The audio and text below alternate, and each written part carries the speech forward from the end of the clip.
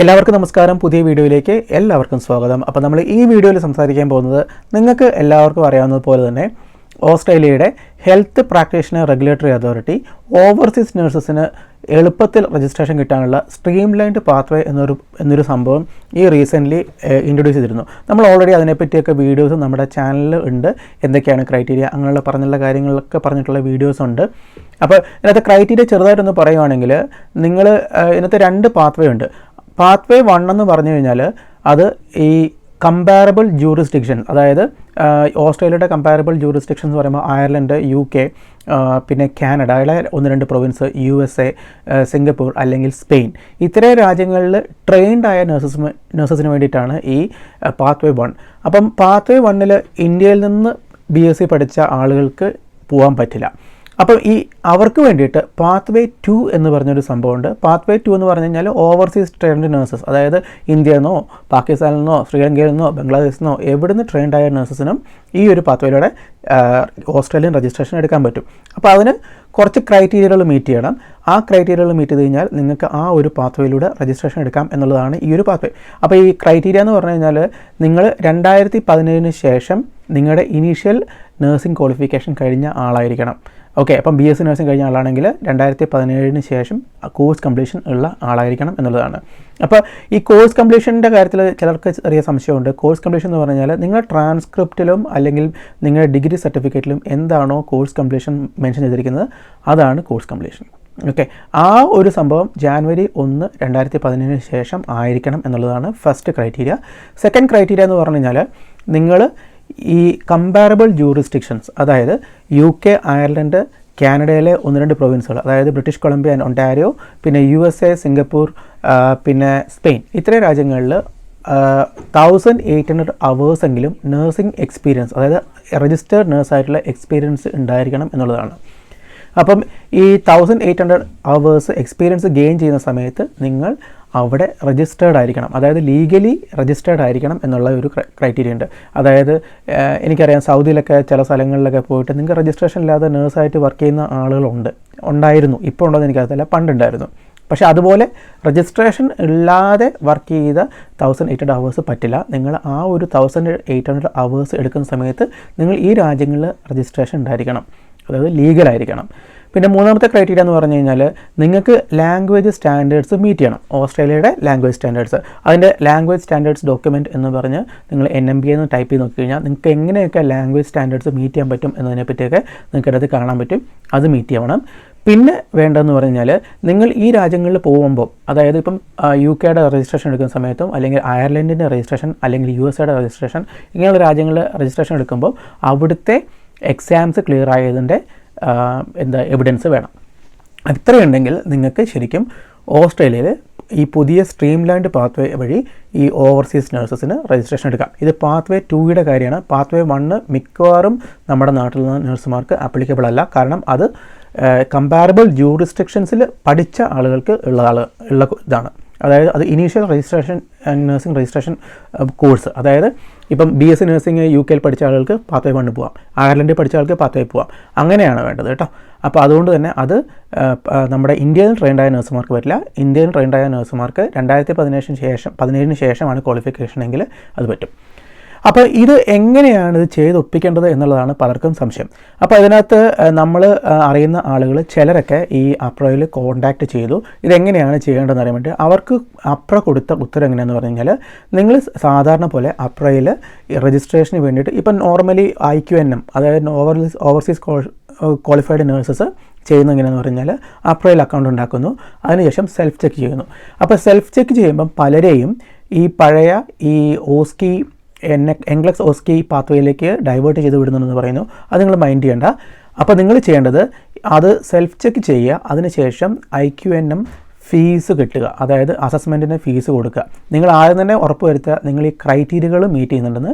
അതിനുശേഷം നിങ്ങൾ ഈ ഒരു ഫീസ് അടച്ചിട്ട് എന്ത് ചെയ്യണമെന്ന് പറഞ്ഞാൽ നിങ്ങൾ പോർട്ട്ഫോളിയോ സബ്മിറ്റ് ചെയ്യേണ്ടി വരും. പോർട്ട്ഫോളിയോ എന്ന് പറഞ്ഞു കഴിഞ്ഞാൽ ഈ നമ്മൾ ഇനീഷ്യലി നമ്മൾ പറഞ്ഞ കുറേ ക്രൈറ്റീരിയകൾ ഉണ്ടല്ലോ. 2000 ശേഷമുള്ള ക്വാളിഫിക്കേഷൻ, എക്സ്പീരിയൻസ് സർട്ടിഫിക്കറ്റ് 1800 മണിക്കൂറിൻ്റെ, പിന്നെ അങ്ങനെയുള്ള ഡോക്യുമെൻറ്റ്സ് സബ്മിറ്റ് ചെയ്യുന്നതിനാണ് ഈ പോർട്ട്ഫോളിയോ സബ്മിറ്റ് ചെയ്യുന്നത് പറയാം. ഈ പോർട്ട്ഫോളിയോ സബ്മിറ്റ് ചെയ്ത് കഴിയുമ്പോൾ ഇവരെ അസസർ അത് നോക്കിക്കോളും.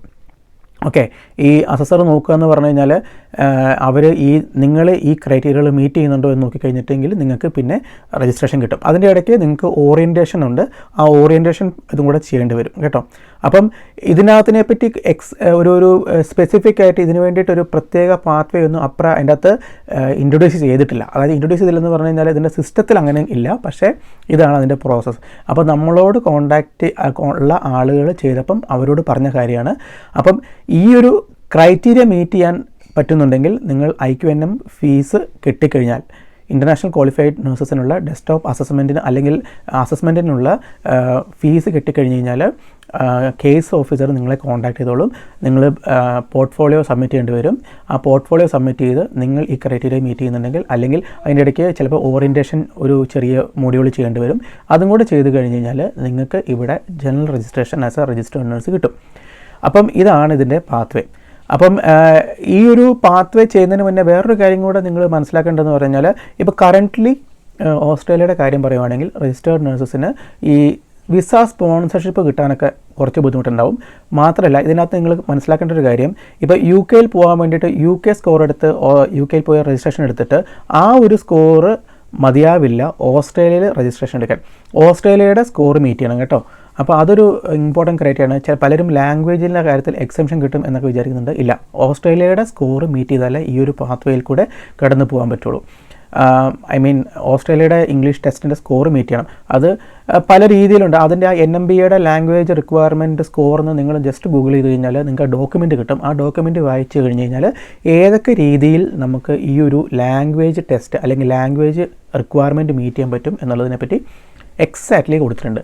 അപ്പോൾ അത് നിങ്ങൾ ഫോളോ ചെയ്യേണ്ടി വരും.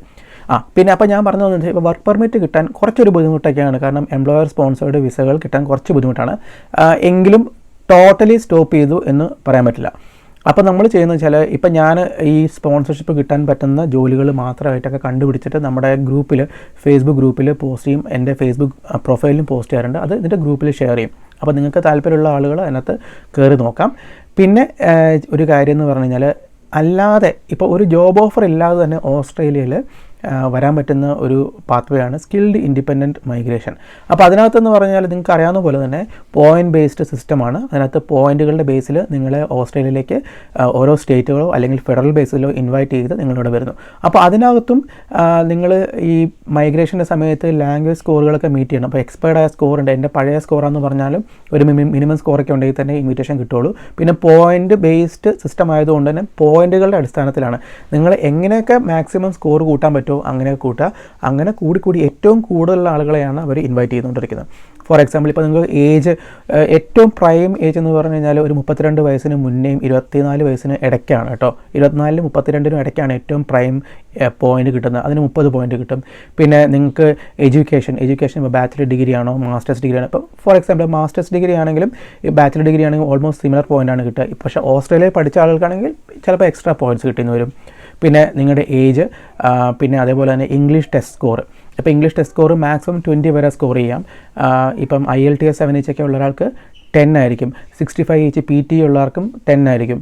അതേപോലെ തന്നെ PT 79 ഉള്ള ആൾക്ക് 20 പോയിൻറ്റ്സ് കിട്ടും. അപ്പോൾ നിങ്ങൾ പല ക്രൈറ്റീരിയയിൽ കൂടെ പോയിൻറ്റുകൾ കൂട്ടിയെടുക്കാൻ നോക്കുക എന്നുള്ളതാണ്. അപ്പോൾ പോയിൻ്റ് കുറവുള്ളവർ മേ ബി സ്റ്റേറ്റ് സ്പോൺസേർഡ് വിസകൾക്ക് ട്രൈ ചെയ്യാം, അല്ലെങ്കിൽ 491 എന്ന് പറഞ്ഞ വിസയ്ക്ക് ട്രൈ ചെയ്യാം. ഈ 491 PR അല്ലെങ്കിലും 3 കൊല്ലം ഓസ്ട്രേലിയയിൽ റീജിയണൽ ഏരിയയിൽ താമസിച്ച് കഴിഞ്ഞാൽ PR കിട്ടാനുള്ള സാധ്യത നല്ലതുപോലെ ഉണ്ട്. അത് ശരിക്കും നല്ല ഒരു പ്രോപ്പർ പാത്വേ ഉള്ള ഒരു വിസയാണ് 491. അപ്പോൾ 491 വരുമ്പോൾ ഒരു പ്രശ്നം എന്ന് പറഞ്ഞു കഴിഞ്ഞാൽ പലപ്പോഴും ചൈൽഡ് കെയർ സബ്സിഡി കിട്ടാനുള്ള സാധ്യതയില്ല, കാരണം അത് ടെമ്പററി വിസ ആയതുകൊണ്ട്. പക്ഷേ മെഡിക്കെയർ പോലുള്ള കാര്യങ്ങൾ കിട്ടും. സോ ഇതൊക്കെയാണ് ഇതിനകത്തെ ഏറ്റവും ഇമ്പോർട്ടൻ്റ് ആയ കാര്യം. അപ്പം നിങ്ങൾ ശരിക്കും ഈ ഒരു ക്രൈറ്റീരിയ മീറ്റ് ചെയ്യുന്നുണ്ടെങ്കിൽ അപ്രൈയുടെ അക്കൗണ്ട് തുടങ്ങി അതിനകത്തൂടെ ഫീസ് പേ ചെയ്ത് അസസ്മെൻറ്റ് സ്റ്റാർട്ട് ചെയ്യുക. പോർട്ട്ഫോളിയോയിൽ നമ്മൾ ഈ ക്രൈറ്റീരിയയുടെ ഡോക്യുമെൻറ്റ്സ്, അതായത് 1800 മണിക്കൂറെങ്കിലും UK-ലോ അങ്ങനെയുള്ള കമ്പാരബിൾ ജൂറിസ്ഡിക്ഷനുള്ള എക്സ്പീരിയൻസ് 2017 ശേഷം ക്വാളിഫൈഡ് ആയി എന്നുള്ളതിൻ്റെ തെളിവ്, അതായത് ഡിഗ്രി സർട്ടിഫിക്കറ്റും ട്രാൻസ്ക്രിപ്റ്റൊക്കെ വേണ്ടി വരും. പിന്നെ അതുകൂടാതെ നിങ്ങൾ ആ രാജ്യങ്ങളിൽ എന്തെങ്കിലും എക്സാംസ് ക്ലിയർ ചെയ്തിട്ടുണ്ടെങ്കിൽ, ഇപ്പോൾ USA-യുടെ കാര്യമാണ് NCLEX, ഇപ്പം UK-യുടെയും മറ്റേ രജിസ്ട്രേഷൻ പ്രോസസ്സിന് കുറച്ച് എക്സാംസുകളൊക്കെ ഉണ്ട്, അതിൻ്റെ എവിഡൻസ്. പിന്നെ വേണ്ടത് നിങ്ങൾ യു കെയിലോ അല്ലെങ്കിൽ ഈ രാജ്യങ്ങളിൽ രജിസ്ട്രേഷൻ ഹോൾഡ് ചെയ്തു എന്നതിനുള്ള ഗുഡ് സ്റ്റാൻഡിങ് അങ്ങനെയുള്ള കാര്യങ്ങളൊക്കെയാണ് വേണ്ടി വരിക. ഇത്രയും കാര്യങ്ങളുണ്ടെങ്കിൽ നിങ്ങൾക്ക് ഈ രജിസ്ട്രേഷൻ പാത്വേയിൽ കൂടെ കടന്നു പോകാൻ സാധിക്കുന്നതായിരിക്കും കേട്ടോ. അപ്പോൾ ഈ വീഡിയോ ഇഷ്ടപ്പെടുന്നു വിചാരിക്കുന്നു. ഇതുപോലെ വീഡിയോസ് ഇഷ്ടമാണെങ്കിൽ നിങ്ങൾ കമൻറ്റ് ചെയ്യുക. വീണ്ടും പുതിയ ഇൻട്രസ്റ്റിംഗ് വീഡിയോസ് ആയിരുന്നു നമ്മൾ വരുന്നതായിരിക്കും. Thank you.